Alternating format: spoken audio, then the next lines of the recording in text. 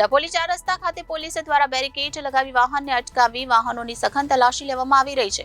કેટલાક અસામાજિક તત્વોને નશાની હાલતમાં ઝડપી પાડવા માટે બ્રેથ એનાલાઇઝર મશીનનો પણ ઉપયોગ કરવામાં આવી રહ્યો છે. વાહન ચેકિંગ દરમિયાન HSRP નંબર પ્લેટ વગરના કેટલાક વાહનોને અટકાવી પોલીસ દ્વારા આવા વાહનો ચાલક સામે દંડાત્મક કાર્યવાહી કરવામાં આવી રહી છે.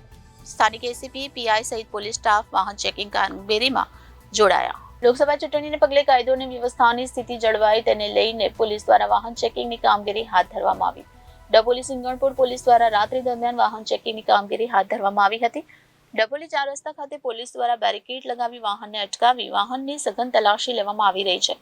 કેટલાક અસામાજિક તત્વોને નશાની હાલતમાં ઝડપી પાડવા બ્રેથ એનાલાઇઝર મશીનનો પણ ઉપયોગ કરવામાં આવી રહ્યો છે.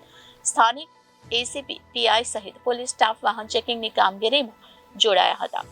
લોકસભાની ચૂંટણીને લઈને વિસ્તારમાં કાયદો અને વ્યવસ્થાની સ્થિતિ જળવાઈ રહે અને અસામાજિક તત્વો દ્વારા શહેરની શાંતિ સલામતી ન જોખમાય તેમજ નશીલા પદાર્થ કે કોઈ હથિયારની હેરાફેરી ન થાય, જેને લઈ વાહન ચેકિંગ હાથ ધરવામાં આવ્યું હતું. વાહન ચેકિંગ દરમિયાન HSRP નંબર પ્લેટ વગરના કેટલાક વાહનો અટકાવી પોલીસ દ્વારા આવા વાહન ચાલક સામે દંડાત્મક કાર્યવાહી કરવામાં આવી રહી છે. Reporter Hitesh Prajapati, Janadesh news, Surat.